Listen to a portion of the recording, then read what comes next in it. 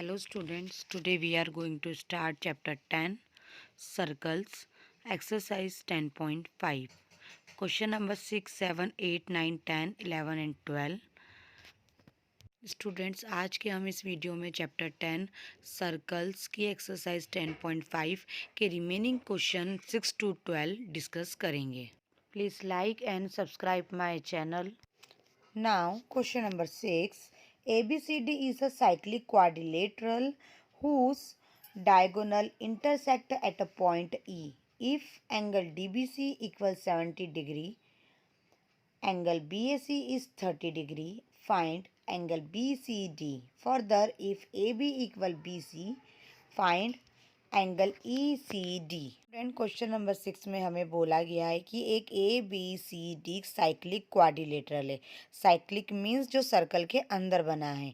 उसके जो दोनों डायगोनल है मीन्स ए सी और डी बी, जैसा कि आपको डायग्राम में दिख रहा होगा, वो ई पे इंटरसेक्ट कर रहे हैं. उस साइक्लिक क्वाड्रिलेटरल में जो एंगल डी बी सी है वो 70 डिग्री है और जो एंगल बी ए सी है वो 30 डिग्री है, जैसा कि डायग्राम में है. सो हमें फाइंड करना है एंगल बी सी डी. और ऐसा बोला है कि अगर A B equal B C है तो एंगल ई सी डी भी हमें फाइंड करना है. सो हम सॉल्यूशन पे आते हैं. Since angle in the same segment of a circle are equal, जो एंगल बी ए सी है डायग्राम में आपको दिख रहा होगा और एंगल बी डी सी है, दोनों एक ही लाइन सेगमेंट पे बन रहे हैं. देखिए एंगल ए और एंगल डी दोनों सेम लाइन पे मींस ए डी पे बन रहे हैं. तो एंगल बी ए सी की वैल्यू अगर 30 डिग्री है तो एंगल बी डी सी की भी वैल्यू 30 डिग्री होगी. We know that angle D B C equal 70 degree. Students, angle D B C हमें 70 डिग्री क्वेश्चन में ही दे के रखा था. अब हम ट्रायंगल बी सी डी में देखेंगे. वो इसलिए कि हमें डी बी सी की वैल्यू पता है और बी डी सी की वैल्यू पता है, तो इजीली हम एंगल बी सी डी की वैल्यू फाइंड कर सकते हैं. तो हम जानते हैं अच्छे से कि ट्रायंगल के तीनों एंगल का सम 180 डिग्री होता है. So we can write angle B C D plus angle D B C plus angle C D B equal 180 degree. हमें एंगल डी बी सी की वैल्यू पता है 70 डिग्री है और एंगल सी डी बी की value पता है 30 degree है. तो हम इस इक्वेशन में दोनों वैल्यू अप्लाई कर देंगे. तो now our expression is angle BCD plus 70 degree plus 30 degree equal 180 degree. So 70 degree plus 30 degree 100 degree.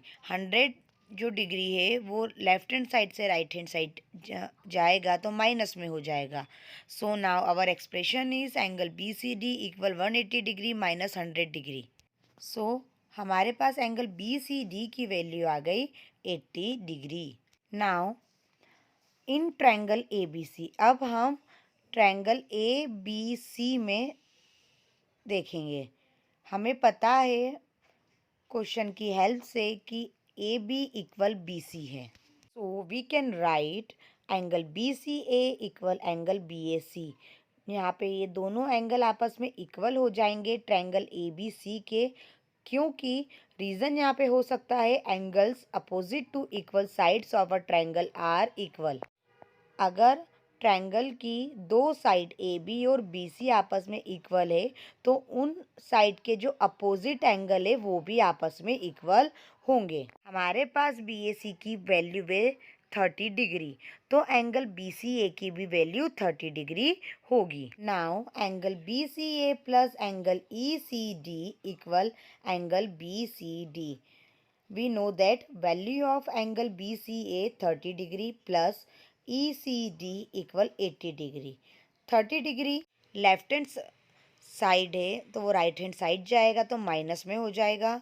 So value of angle ECD equal 80 degree minus 30 degree.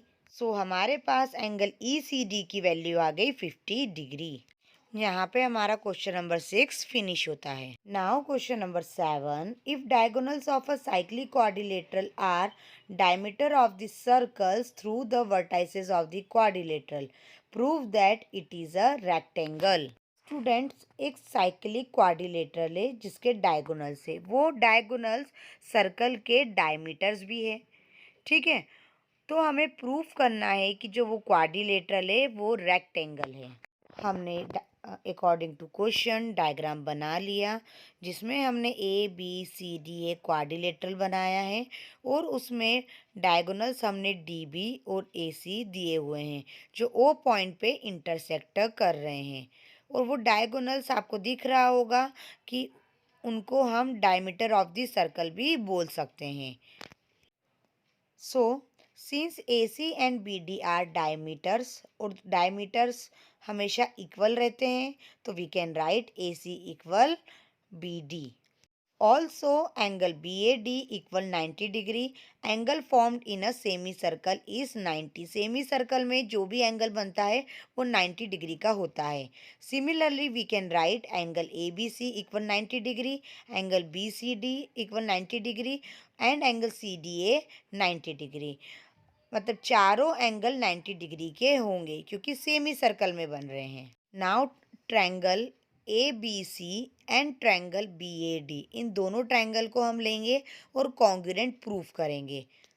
दोनों ट्रायंगल को देख के हम लिख सकते हैं ए सी इक्वल बी डी, क्योंकि ये हमको इक्वेशन नंबर फर्स्ट से मिला था। दोनों ट्रायंगल में ए बी और ए बी कॉमन है, तो ये भी आपस में इक्वल हो जाएंगे। और angle A B C equal angle B A D भी हम लिख सकते हैं क्योंकि दोनों ही 90 डिग्री के हैं। तो हमारे पास 3 पॉइंट्स इन दोनों ट्रायंगल के हो गए। तो हम R H S congruency criteria से लिख सकते हैं triangle A B C congruent triangle B A D. जब दोनों ट्रायंगल आपस में कॉन्ग्रुएंट प्रूफ हो गए, so we can write by C P C T B C equal A D. Similarly A B equal D C भी हम लिख सकते हैं। So conclusion is that thus the cyclic quadrilateral ABC is such that its opposite sides are equal and each of the angle is a right angle. ABCD is a rectangle. Means cyclic quadrilateral जो हमारे पास ए B C D है उसकी जो opposite side है वो आपस में इक्वल है और उसके चारों एंगल 90 डिग्री के बना रहे हैं। तो जिसके चारों एंगल 90 डिग्री के होते हैं, अपोजिट साइड्स इक्वल होती है, वो एक रेक्टेंगल होता है। तो यहाँ पे हमारा क्वेश्चन नंबर 7 फिनिश होता है।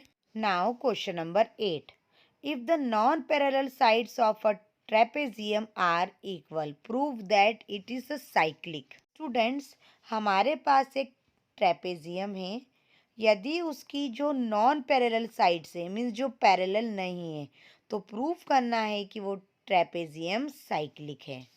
सो यहाँ पे हमने एक सर्कल बना लिया, सर्कल के अंदर हमने ए बी सी डी एक ट्रेपेजियम बना लिया। इसकी जो नॉन पैरेलल साइड है वो ए डी और बी सी है और पैरेलल साइड ए बी और सी डी है। सो सॉल्यूशन पे हम आते हैं। We have a trapezium A B C D such that A B parallel C D and A D equal B C. Parallel sides हमारे पास ए B C D है और जो नॉन पैरेलल साइड है वो इक्वल है आपस में।